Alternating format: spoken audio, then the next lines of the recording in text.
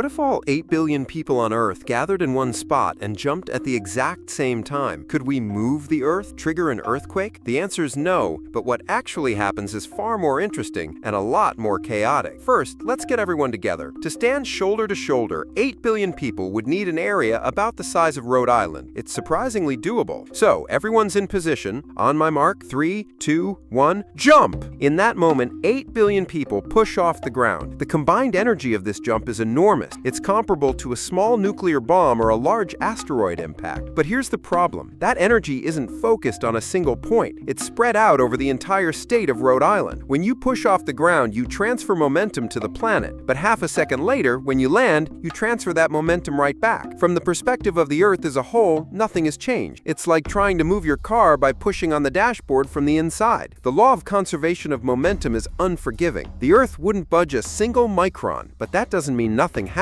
On the contrary, all hell breaks loose. The moment of landing unleashes a colossal shockwave into the ground. This pulse would ripple through the Earth's crust as an earthquake somewhere between a magnitude 4 and 8. The exact number depends on how well synchronized the jump is. A magnitude 8 earthquake is a catastrophe. It can level buildings for hundreds of miles. But even worse is the sound. The simultaneous stump of 8 billion pairs of feet would create the loudest sound in human history, reaching around 200 decibels. That's powerful enough to rupture eardrums instantly and even cause fatal internal injuries. The sound wave would be so intense it would become a shock wave, blasting away everything in its path. And we haven't even talked about the people yet. Imagine a mosh pit at a rock concert, but scaled up by a factor of 1,000,000. The moment people land, they would start falling, creating a catastrophic domino effect, a stampede of literally everyone. But the strangest and saddest finale to this story happens a few minutes after the jump. This massive gathering of people creates a huge problem for the atmosphere. Our collective body heat would warm the air, creating a powerful updraft. The dust kicked up by the jump would rush skyward, and the massive amount of carbon dioxide and water vapor we'd all exhale would alter the local atmosphere, leading to the formation of a giant, unprecedented hurricane right on top of us. So, to sum up, we wouldn't move the Earth. We would just trigger a cataclysmic earthquake, deafen ourselves, start the biggest stampede in history, and create a hurricane to finish off any survivors. There are probably better ways to spend a weekend.